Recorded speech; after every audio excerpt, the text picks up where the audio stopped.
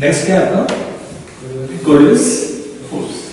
अच्छा, कोर्डियस force actually में force नहीं है,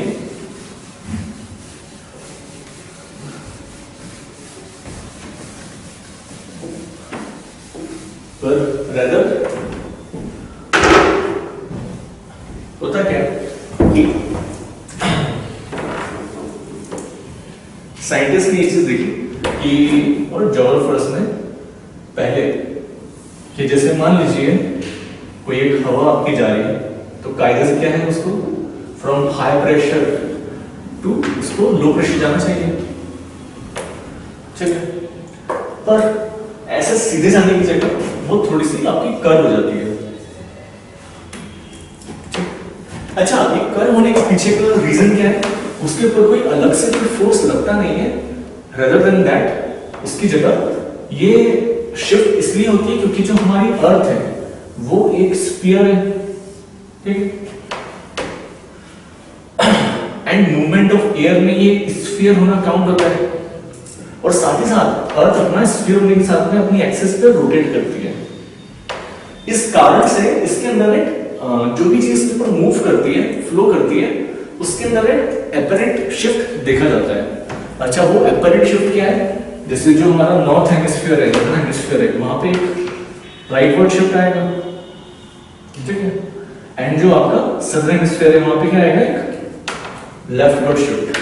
पॉइंट समझ में आ रहा है ये? ठीक है। तो इसके पीछे होने का रीजन क्या है? जैसे मान लीजिए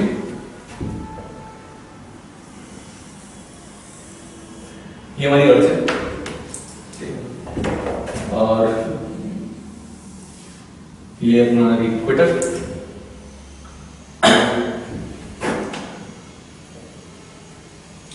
मान लीजिए मैं यहां पर खड़ा हूं, ठीक है, पोल पे, और मैंने क्या करा है, यहां पर मैंने अपने फ्रेंड को देखा है, एज्यूम करिए आपको मुझे एक फ्रेंड दिख रहा है मतलब, ठीक है, और मैंने क्या करा, मैंने इसकी तरफ एक बॉल ली और मैंने इसकी तरफ फेंकी, ठीक है। मैंने उसके ऊपर निशान लगाया कि यहाँ पे मेरा फ्रेंड है, उसकी तरफ मैंने हमारी बॉल फेंकी है, ठीक है। पॉइंट समझ में नहीं आता, ठीक है। पर क्या होगा कि जैसे मैंने फेंकी तो ये बॉल इसको पहुंचने में कुछ टाइम लगेगा, ठीक है। अच्छा, जब तक ये यहाँ पर पहुंचती तो होता क्या है कि मेरा फ्रेंड यहाँ रहने की जगह वो आगे पहुंच गया है यहाँ पे, मैं बॉल फेंकना चाहता था इसके पास में, पर वो पहुंच किस पॉइंट पे गई है? यहां पर, ठीक है। अच्छा, तो मैंने फेंक ली थी, निशाना कहां से लगाया था? इसकी तरफ, पर वो पहुंची यहां पे, तो उसका एपरेंट पाथ कैसा रहेगा? कुछ इस तरीके का रहेगा। क्या पॉइंट समझ में आ रहा है? बॉल दोस्त को दे या बीच वाले इसको बॉल तो दे है तो कोई, लेकिन आगे बढ़ गया। जैसे क्या है, अभी चलिए इसको वापस देखते हैं कि यहाँ पे मेरा एक फ्रेंड था एंड मैंने इसकी तरफ जो बॉल है उसको मैंने फेंका, ठीक है, इक्वेटर की तरफ खड़ा, ठीक है। पर जैसे ही मैं इसकी तरफ फेंकता हूँ तो क्या होता है कि अर्थ अपनी एक्सिस पे रोटेट कर रही है, ठीक है। तो अर्थ अब कहाँ पहुंच गई है? यहाँ पे, ठीक है, और बॉल कहाँ पे पहुंच गई है? अब यहाँ पे, एंड मेरा दोस्त अब यहाँ पर नहीं है, ठीक है, वो है यहाँ पे। ये पॉइंट समझ में आ रहा है यहाँ तक, ठीक है।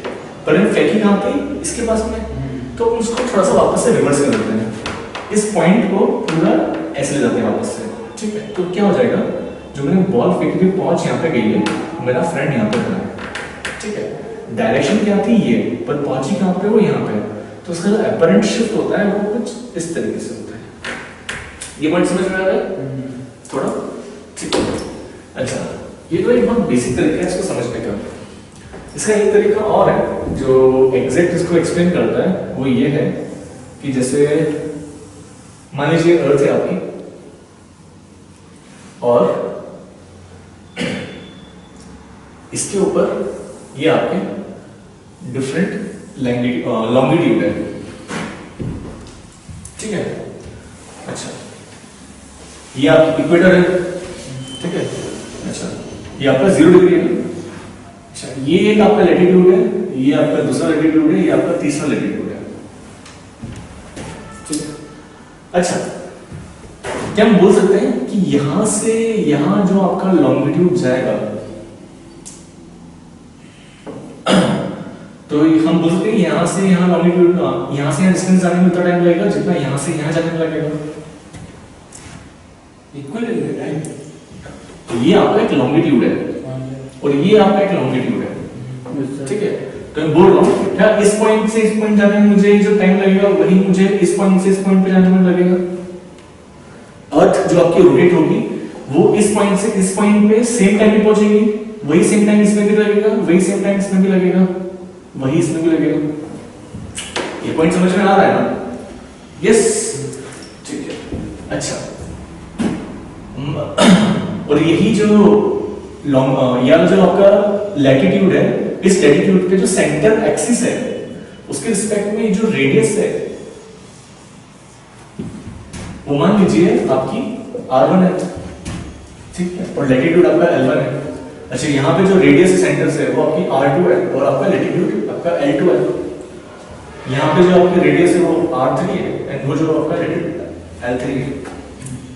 ठीक है, तो यहाँ पे जितनी ज्यादा आपकी रेडियस बढ़ेगी तो क्या हम बोल सकते हैं कि उसकी रोटेशनल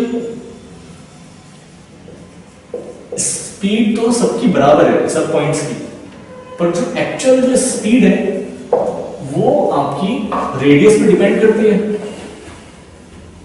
मतलब जैसे मान लीजिए मैं खड़े होकर के एक धागे में पत्थर बांधता हूं, ठीक है, और उसको गोल में घुमाता हूं, और मान लीजिए इसी धागे पे मैं बीच में एक और पत्थर बांधता हूं, यहाँ पे एक और पत्थर बांधता हूं, और मैं यहां से इस पॉइंट से इसको घुमा दूं। ठीक है, अच्छा, क्या ये तीनों पत्थर एक ही समय में एक सर्कल कंप्लीट करेंगे? है ना?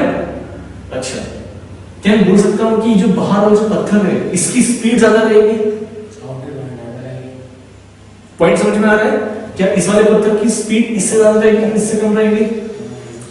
सेम चीज यहां पे होगी। यहां पे क्या हो रहा है, इसके रिस्पेक्ट में ये वाले पॉइंट्स आपके मूव कर रहे हैं, यहां से यहां मूव कर रहे हैं। इस पॉइंट के रिस्पेक्ट में यहां से यहां चीजें मूव कर रही है, इस पॉइंट के रिस्पेक्ट में यहां से यहां मूव कर रही है, पर यहां पे जो डिस्टेंस है वो इतनी है, यहां पे इतनी है। उस हिसाब से क्या होगा आपका, जितनी ज्यादा आपकी डिस्टेंस रहेगी उतनी ज्यादा उसकी स्पीड रहेगी। ठीक है, तो होता क्या है इसमें कि जब हम बात करते हैं जो आपका ऑब्जेक्ट है इस पॉइंट पर, ठीक है, जब वो मूव करता है इस लैटिट्यूड से, मान लीजिए इस लैटिट्यूड पे, तो इसके पास थोड़ी एक्स्ट्रा स्पीड रहती है। ठीक है, सेम चीज है, जब ये मूव करेगा हायर रेडियस से लोअर रेडियस पे, हायर रेडियस से लोअर रेडियस पे, तो इसके पास एक ज्यादा स्पीड रहेगी। ज्यादा स्पीड किस डायरेक्शन में? इस डायरेक्शन में। ठीक है, तो जब ये इधर से इधर जाएगा तो ये ज्यादा स्पीड की वजह से थोड़ा सा राइट में हल्का सा टिल्ट हो जाएगा। ये पॉइंट समझ में आ रहा है? अच्छा, अब मान लीजिए ये वाला ऑब्जेक्ट यहां से यहां आता है वापस, तो क्या इसके पास कम स्पीड रहेगी? ठीक है, तो वो इसको इस डायरेक्शन में थोड़ा सा टिल्ट करते हैं, राइट डायरेक्शन में। ये पॉइंट समझ में आ रहा है? ठीक है, अच्छा, ये जो टिल्ट है ये कितना ज्यादा रहेगा, ये डिपेंड करता है कि जो रेडियस के बीच में आपका डिफरेंस कितना था। ठीक है, सो होता क्या है कि जैसे मान लीजिए कोई पॉइंट है जो आपका हायर लैटिट्यूड में है और वो मूव कर रहा है और हायर में, तो जो डिफरेंस ऑफ रेडियस है वो यहां पर ज्यादा होता है रेदर देन इक्वेटर पे जहां पे ये डिफरेंस ऑफ रेडियस कम होता है। ठीक, तो ये जो अपरेंट शिफ्ट है जो हम बात करते हैं राइट डायरेक्शन में, नॉर्थ हेमिस्फीयर में, वो आपका इक्वेटर के पास में आपका कम रहेगा और पोल की तरफ आपका ज्यादा रहेगा। ये पॉइंट समझ में आ रहा है? ठीक है, पोल की साइड ज्यादा क्यों रहेगा? क्योंकि आपका रेडियस का जो डिफरेंस है वो आपका पोल की तरफ ज्यादा है। और ये जो आपको शिफ्ट करता है आपका नॉर्थ हेमिस्फीयर में, वो कहां करता है? आपका राइट डायरेक्शन में। एंड सेम चीजें आपका चलती है आपका सदर्न हेमिस्फीयर में, जहां पे जो शिफ्ट रहेगा वो क्या हो जाएगा आपका लेफ्ट में। यस, कोई दिक्कत समझने में इसको? पक्का? ठीक है। तो कोरियोलिस फोर्स के पीछे होने का रीजन क्या है आपका? Is it actually a force? Coriolis force first thing, अरे जवाब दो। नहीं है ना? से ठीक है, आपका ये एक्चुअली फोर्स नहीं है, पर एक अपरेंट शिफ्ट लाता है आपका, जो भी मूविंग बॉडी होती है। अच्छा, क्या ये सिर्फ आपका एयर मूवमेंट में लगता है?